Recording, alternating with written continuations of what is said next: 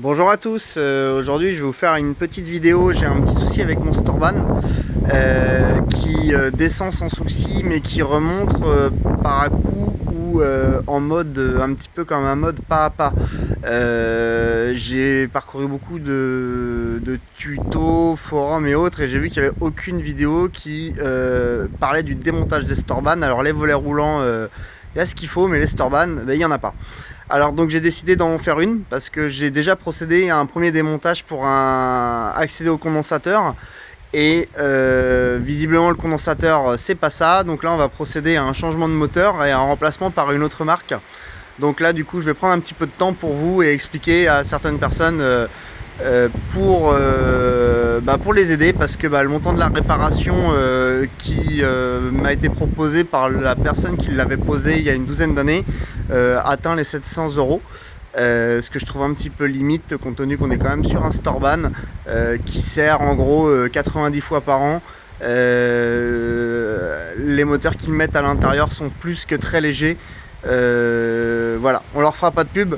Donc moi en fait donc le moteur descend, donc ce que j'ai fait là c'est que j'ai commencé à ouvrir et que j'ai déplié un petit peu de façon à pouvoir accéder au carter inférieur en fait qui est ici.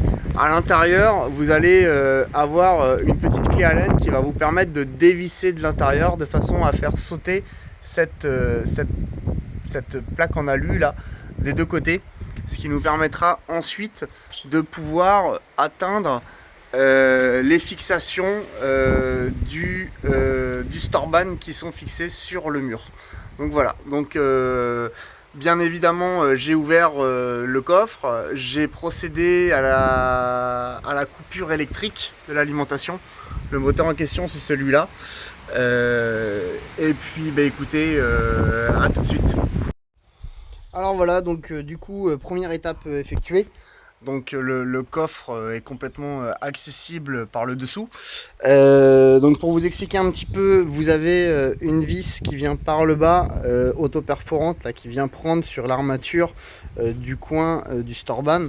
Et vous avez une autre petite vis qui vous sert à coulisser comme ça, là, avec une petite clé Allen. Avec un boulon qui est prisonnier un petit peu et qui vous sert à faire les réglages et à rigidifier l'ensemble. Faire attention, ces petites pièces plastiques là cassent assez facilement. Elles viennent se mettre sur la barre carrée de support, donc vous les desserrez, vous enlevez entièrement la vis. Là elles sont remises pour pas les perdre, et une fois que les deux sont faites, l'idéal c'est de se faire accompagner par un ami dont on va avoir besoin aussi pour sortir le Storban quand même. De les déclipser en même temps de façon à ne pas les perdre. Donc vous avez la même chose des deux côtés. Maintenant on va procéder au déverrouillage complet des vis de fixation qui sont en dessous. Donc là on est sur une clé de 17 à douille. Donc vous avez rondelle et rondelle autoserrante qui va revenir par en dessous. Donc là techniquement ce qui va se passer c'est que je vais remettre le courant, quoique je vais peut-être oui, si je vais remettre le courant, je vais refermer le store, desserrer les écrous et ensuite recouper le courant pour pouvoir enlever l'alimentation électrique du moteur qui se situe tout au fond là-bas. Hop, voilà, et voilà, parfait, à tout à l'heure. Alors du coup, une fois le store déposé, là, donc il est dans le sous-sol. On a enlevé les caches de chaque côté de la barre de lestage, donc c'est-à-dire ici, de façon à pas les casser, les abîmer. J'ai procédé à un petit branchement sauvage avec du coup un interrupteur, des wagos juste derrière. Donc de toute façon c'est pas très compliqué, hein. Fil noir ou fil marron pour la montée ou la descente. Le reste est en circuit fermé au niveau de la terre et du neutre. Et là on va déplier entièrement le store. Donc il faut vous faire accompagner. On va le déplier, pourquoi? Parce que les bras sont montés sur ressort. Et si vous libérez le moteur d'un seul coup, vous pouvez vous retrouver avec les bras qui vont vous voler dans le visage et causer des accidents. C'est peut-être pour ça d'ailleurs qu'il n'y a aucune vidéo sur YouTube concernant le démontage des Storban. Donc on va procéder au démontage avec mon fidèle compagnon Michael. Allez Mika, tu vas te mettre au milieu. Montée et descente. Alors on va le soulever légèrement de façon à libérer. Là, voilà, comme ça. Tac, tac, tu tiens. Alors, montée et descente. On est comment là? Voilà. Donc là, vous voyez, le store va se libérer.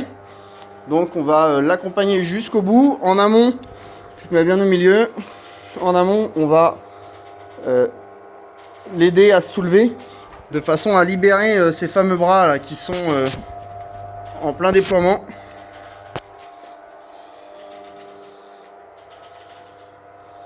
Pour ceux qui veulent en profiter pour changer leur toile, vous avez des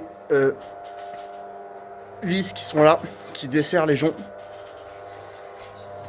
C'est pas grave, c'est pas grave. Hop, voilà, il est totalement arrêté, donc là, je le mets en stop et je vais le débrancher, ce qui est fait.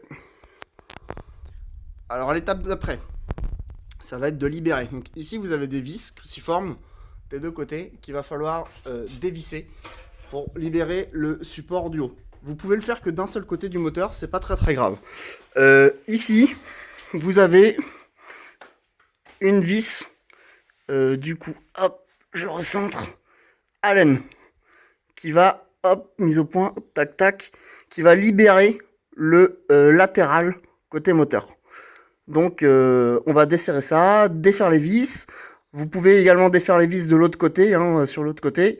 Et on va accéder ensuite au moteur qui est ici, hop, et qui est tenu par un carré à goupilles. Allez, prochaine étape. Alors les vis sont défaites sur le côté. J'ai desserré niveau de la clé Allen de ce côté-là. Et donc là, en fait, vous apercevez un carré. Et avec une pince à bec, on va libérer ce carré.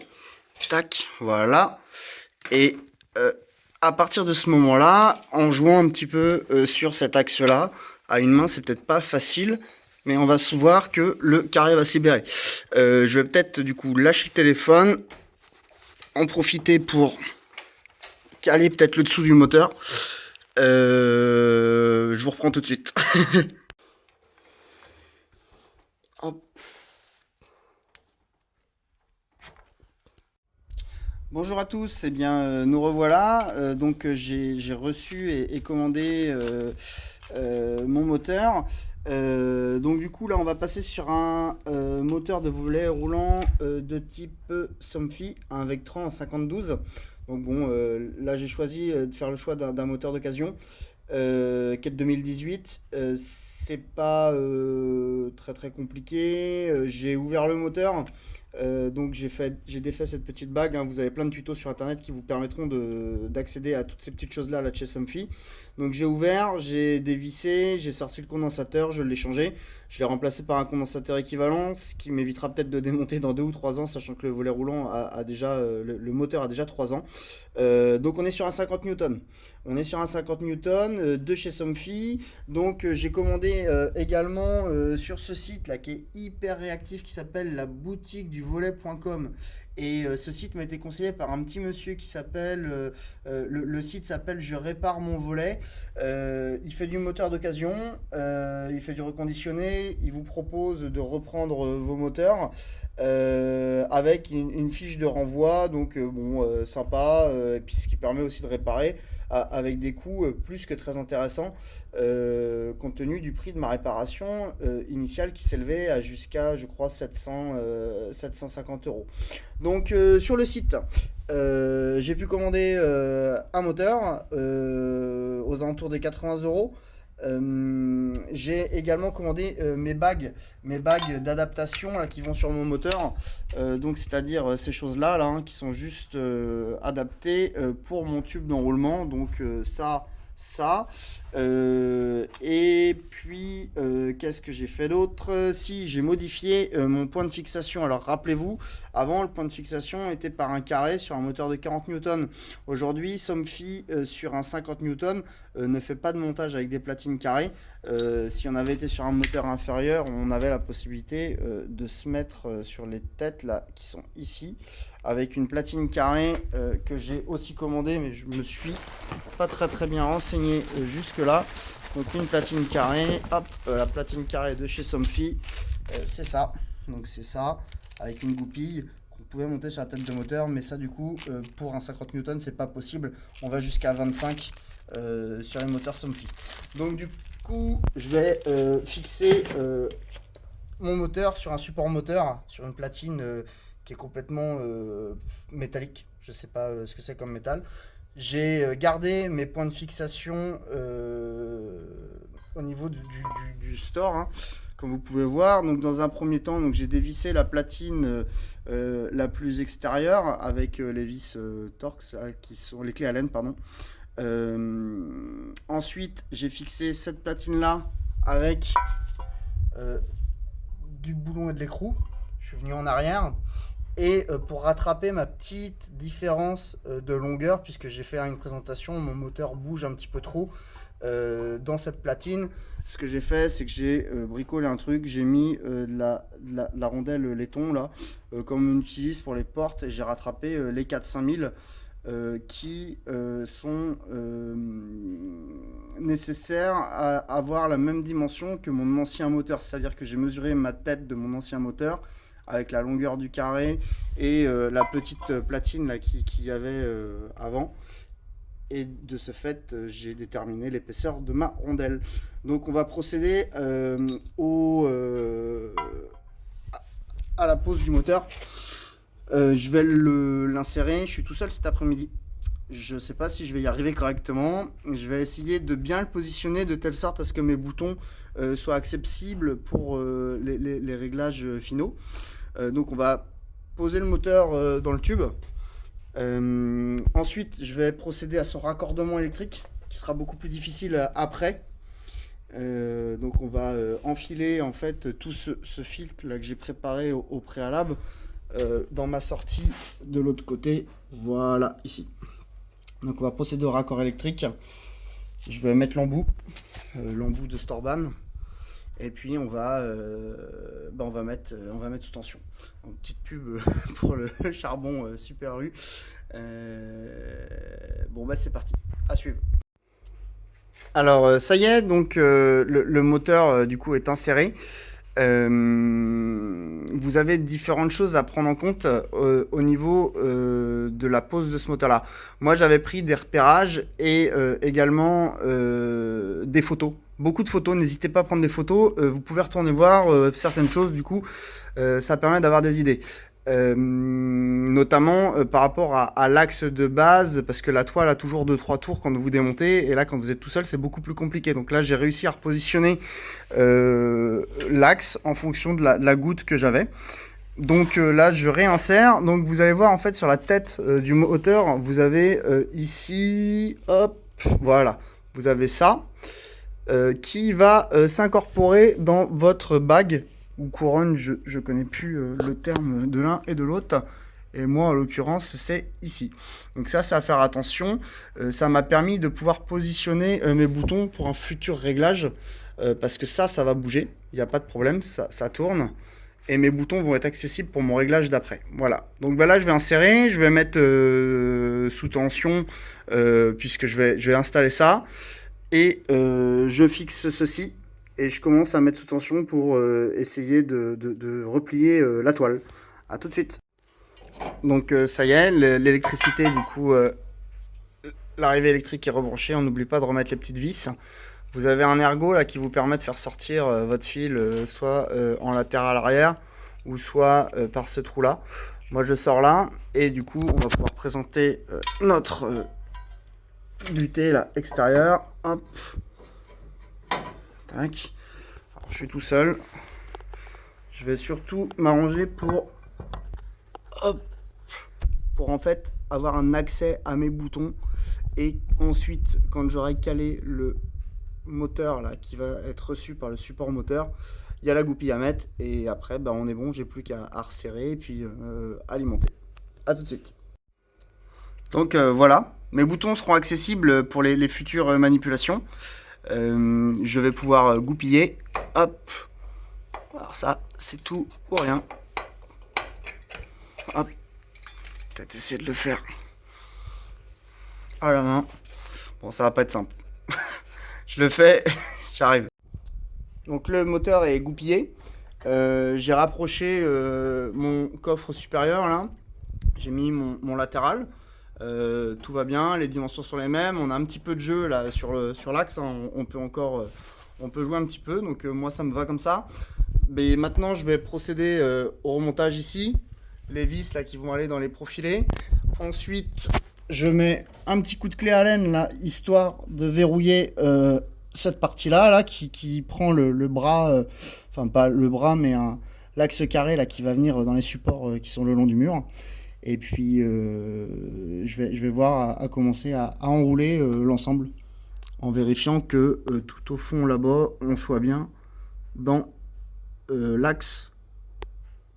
Ça a l'air d'être bon. On va aller voir. Bon, eh bien, tout fonctionne correctement. Mais là, étant tout seul, j'ai réussi à me faire accompagner avec des tabourets pour ramasser les bras.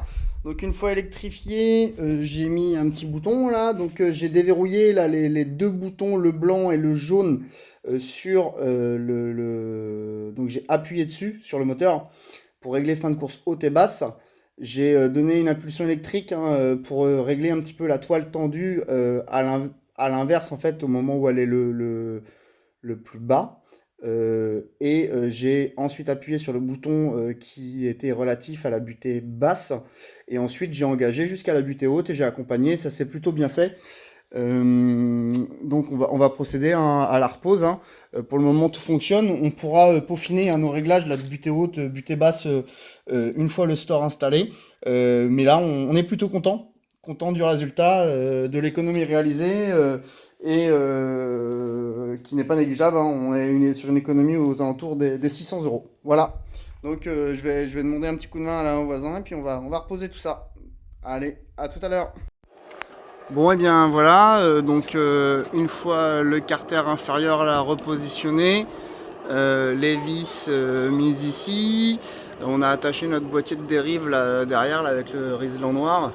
Le moteur est ici, les butées ont été faites, écoutez on constate que tout fonctionne, pile poil pour l'arrivée du soleil, ça va être génial et voilà. Donc je remercie tous les gens qui ont pu sur les tutos ou les différents forums donner des consignes de réglage, fin de course, ceci, cela. La boutique du volet pour les pièces et également je répare mon volet.com, ce petit monsieur là de Loire-Atlantique. Et vous voyez, ça se ferme. Clap de fin. Merci à tous de m'avoir suivi, j'espère que ça vous rendra service et abonnez-vous à la chaîne.